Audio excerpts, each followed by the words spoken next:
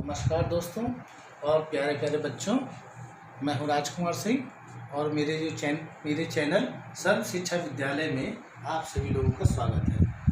आज हम कक्षा 7 के लिए, क्योंकि इससे पहले हम कक्षा 7 के लिए विज्ञान पर बात कर रहे थे, आज हम कक्षा 7 के हमारा इतिहास एवं नागरिक जीवन पर बात करेंगे। तो आज हम बच्चों कक्षा 7 का पहले पार्ट की बात करेंगे और पहला पार्ट बच्चों बहुत ही इंटरेस्टिंग पार्ट है, बहुत ही मज़ेदार पार्ट है, जिसमें आपको एक नई चीज़ की जानकारी प्राप्त होगी। और आज हम उस नई जानकारी के बारे में जो बात करने वाले हैं वो है इस्लाम धर्म का उदय भारत में कैसे हुआ। इस्लाम धर्म का उदय पूरी दुनिया में कैसे हुआ और वो भारत में कैसे फैला। तो आज एक नए टॉपिक, रोचक टॉपिक के साथ आज हम आपके लिए लाए हैं। और इसे लाने से पहले जिन भाई बहनों ने मेरे चैनल को सब्सक्राइब ना किया हो वो मेरे चैनल को सब्सक्राइब कर लें। और नीचे जो आपने देखा कि काफ़ी भाइयों बहनों का हमें प्यार मिलता रहा, लोगों ने कमेंट किए, शेयर किए। लेकिन नीचे कमेंट बॉक्स में आप अगर हमारी वीडियो आपको कैसी लग रही है, अच्छी लग रही है या अच्छी नहीं लग रही, तो आप कमेंट बॉक्स में हमें बता सकते हैं कि और हमें क्या क्या उसमें सुधार करने की आवश्यकता है, ये भी बात आप हमें बता सकते हैं। तो इसी के साथ अब हम आगे चलते हैं और हम बात करते हैं आज हम आपके लिए लाए क्या है। तो आज बच्चों आपको हम बताएंगे इस्लाम धर्म दुनिया में कैसे आया और इस्लाम की उत्पत्ति कैसे हुई। तो बच्चों, इस्लाम जो धर्म है ये बहुत ही अच्छा धर्म है, बहुत ही क्योंकि इस धर्म के क्या है कि आप देखेंगे इसकी उत्पत्ति कहाँ हुई। इसकी उत्पत्ति अरब देश में हुई। अरब, क्योंकि आपने देखा दुनिया के नक्शे में जब आप देखेंगे तो अरब हमारे एशिया महाद्वीप में है और अरब जो है कहीं यूरोप से जुड़ा है और इधर आपने देखा एशिया महाद्वीप है। अरब का जो क्षेत्र था तो वो क्षेत्र ऐसा था कि अगर आप देखेंगे तो पहली ईस्वी में, अगर यूरोप की तरफ बात करेंगे तो पहली ईस्वी में ईसाई धर्म की उत्पत्ति हो चुकी थी। और अगर एशिया की तरफ बात करेंगे तो यहाँ पे जो हिंदू मान्यता के लोग थे, जो देवी देवताओं की पूजा करते थे, तो क्या होता था कि अलग देवी देवता और उधर एक ईसाइयत के प्रभाव के कारण जो आप देखेंगे कि अरब जो क्षेत्र था, अरब क्षेत्र के लोगों को ये समझ नहीं पा रहे थे कि आखिर हमें कौन से धर्म क्या मानना चाहिए, कौन सा हमारे लिए ठीक है। तो इसलिए क्या अरब जो क्षेत्र था, क्योंकि आपने देखा वो एक रेगिस्तानी क्षेत्र है, तो यहाँ पे क्या था कि एक समूह में, कबीले में लोग रहते थे।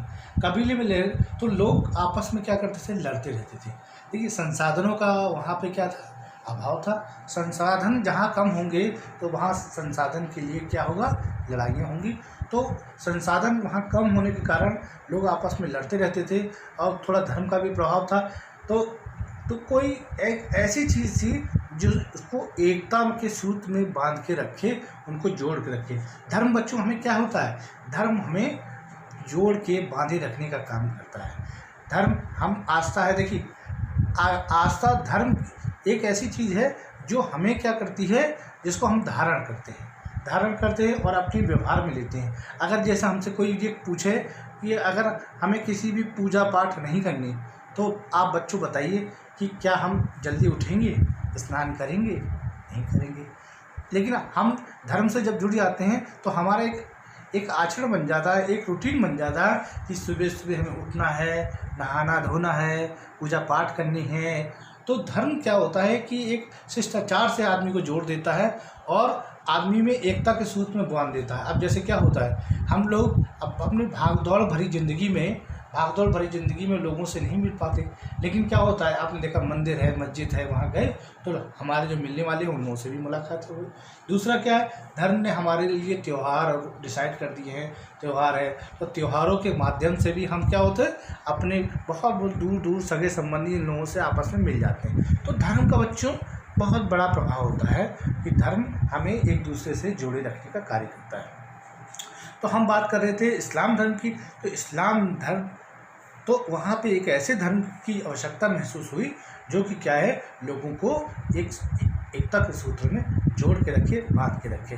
तो इस धर्म को यानी कि इस्लाम धर्म को की उत्पत्ति करने वाले, यानी कि आप मानेंगे इस्लाम धर्म को लाने वाले यानी कि जो पैगंबर हैं वो कौन है, मोहम्मद साहब, हजरत मोहम्मद साहब। उनका मतलब ये था कि अल्लाह जो है, उन्होंने अल्लाह है, अल्लाह ने उनको मतलब आप देखेंगे एक दूत द्वारा संदेश दिया गया और उस संदेश को फैलाने के वाले जो हैं, यानी कि अल्लाह ने उन्हें दर्शन दिए और उस संदेश को फैलाने वाले दुनिया में जो कौन है, वो हम हजरत मोहम्मद साहब हैं। उन्होंने कहा खुदा एक है और बाकी जो सभी लोग हैं वो क्या हैं, वो उसके बंदे हैं। तो इस्लाम धर्म, और आप देखेंगे कि अरब क्षेत्र में है, अरब आपने देखा कि अरब, हम अगर भारत से तुलना करेंगे तो अरब पश्चिम में है। तो इस्लाम धर्म के लोग क्या करते हैं, काबा यानी कि पश्चिम की तरफ मुँह करके, वहाँ एक दीवार होती है और उधर मुँह करके नमाज़ पढ़ते हैं। नमाज उसको काबा कहते हैं, यानी कि काबा ये मान के चलते हैं कि उनकी जो भूमि है, जहाँ खुदा की, जब मोहम्मद साहब की पैगंबर की जो भूमि है वो कहाँ, पश्चिम में है, काबा में है। तो उसको देख के, तो अब इसमें मोहम्मद साहब के बारे में हम जान लें कि मोहम्मद साहब, क्योंकि मोहम्मद साहब आप देखेंगे साधारण परिवार से ही थे। मोहम्मद साहब ने इस धर्म के लिए यानी कि एक सूत्र में बांधने के लिए जो कार्य किए। तो पहले हम मोहम्मद साहब के बारे में समझ लें कि मोहम्मद साहब इस धर्म के वास्तविक संस्थापक कौन थे, मोहम्मद साहब थे। और जो उन्होंने उपदेश दिए, दुनिया के लोगों को उपदेश दिए, उनके उपदेशों का संकलन ही क्या है, यानी कि आप देखेंगे कि उनसे जो वार्ता हुई, बात हुई, यानी कि उसका संकलन क्या है, कुरान है। यानी कि खुदा ने उनसे जो बात की और उन्होंने कहा ये मेरे संदेशों को जाके आप फैलाओ, वही क्या है, उन्हीं संदेशों का संकलन वो कुरान है। तो कुरान इस्लाम धर्म की एक धार्मिक पुस्तक का नाम है। तो बच्चों आप ये समझ गए कि मोहम्मद इस्लाम धर्म को मेन संस्थापक जो कौन है, हजरत मोहम्मद साहब हैं। और आइए आज अब हम थोड़ा नज़र डाल लें हजरत मोहम्मद साहब के बारे में, उनकी। तो आप देखिए मैंने यहाँ पे आपको ब्लैक बोर्ड में बनाया है। पहला पार्ट है आपका इस्लाम धर्म का उदय एवं भारत में उसका आगमन। तो इस्लाम की जो शुरुआत की अगर हम बात करेंगे तो इस्लाम धर्म के संस्थापक कौन है, हजरत मोहम्मद साहब। और इनका जन्म 570 ईस्वी में हुआ था।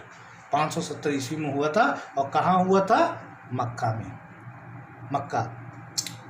इनके पिता का नाम अब्दुल्ला था, ठीक है बच्चों, इनके पिता का नाम अब्दुल्ला और माता का नाम अमीना था।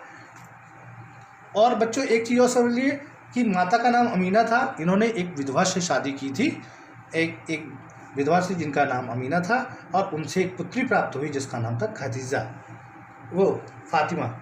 इनकी पत्नी का नाम खदीजा, माता का नाम अमीना और पत्नी का नाम खदीजा और पुत्री का नाम फातिमा, है ना।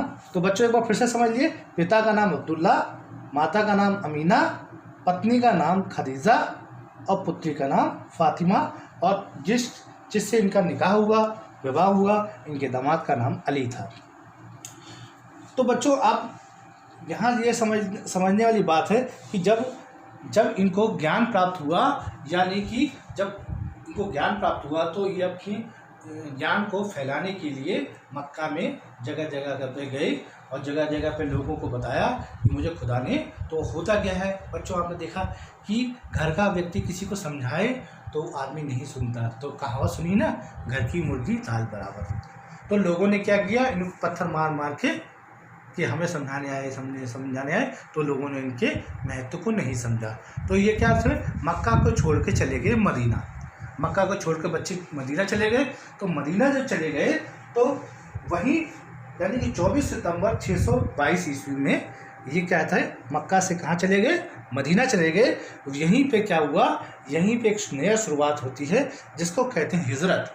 उनका मक्का से मदीना जाना कहलाया गया इस्लाम धर्म में हिजरत। और यहीं पे आप देखेंगे इस्लाम धर्म का जो कैलेंडर की शुरुआत है वो यही है, हिजरी संवत। इस्लाम धर्म का कैलेंडर भी उन्हीं के इसी से, यानी कि बाद में जब उनके महत्व को समझा गया होगा तो यहीं से उनके कैलेंडर की शुरुआत है। यानी कि मोहम्मद साहब ने यहीं से प्रसिद्धि पाना शुरू कर दिया जब वो मक्का से मदीना गए। बाद में आप देखेंगे 8 जून 632 ईस्वी में उनकी क्या हुआ, मृत्यु हो गई। और मृत्यु के बाद दुनिया के कई क्षेत्रों में, यानी कि कई अरब और आसपास के कई क्षेत्रों में इस्लाम धर्म फैल गया था। और बाकी के जो लोग थे वो दुनिया के तमाम क्षेत्रों में हम इस्लाम को फैलाने का काम कर रहे थे। और बच्चों, सबसे अच्छी बात क्या है कि इस्लाम धर्म जो है वो बहुत ही प्यारा धर्म है। इस्लाम धर्म हमेशा समानता में विश्वास करता है, यानी कि समानता में विश्वास ऐसे करता है कि इसका सिद्धांत ही समता, समानता और बंधुत्व है। यानी कि इस्लाम की नज़र में सभी समान और सभी आपस में भाई हैं। और इसके बारे में हम आपको और अच्छी बताएंगे, इनके सिद्धांत है, क्या क्या शिक्षाएं मोहम्मद साहब ने दी है और क्या क्या इस धर्म में और की खासियत है, इसके बारे में चर्चा हम आगे करेंगे। और आप लोग पहले इतनी चीज़ों को मोहम्मद साहब के बारे में समझ लीजिएगा, इसके बारे में हम आगे चर्चा करेंगे और आगे आपके बारे में और बताएंगे। और जो लोग मेरी वीडियो देख रहे हैं उनको लाइक करें, शेयर करें, कमेंट करें। और जो नए जिन्होंने सब्सक्राइब किया है चैनल को, वो कृपया जो है, जिन लोगों को पता नहीं है या नए सब्सक्राइब हैं, वो मेरी पीछे की वीडियो भी देख लें। और आप अपने सुझाव हमें कमेंट में दे सकते हैं। और आप लोग अपना प्यार, स्नेह और मेरे बड़े भाई बहन और आशीर्वाद बनाए रखें। आज के लिए इतना ही, कल हम फिर बात करेंगे। धन्यवाद, नमस्कार।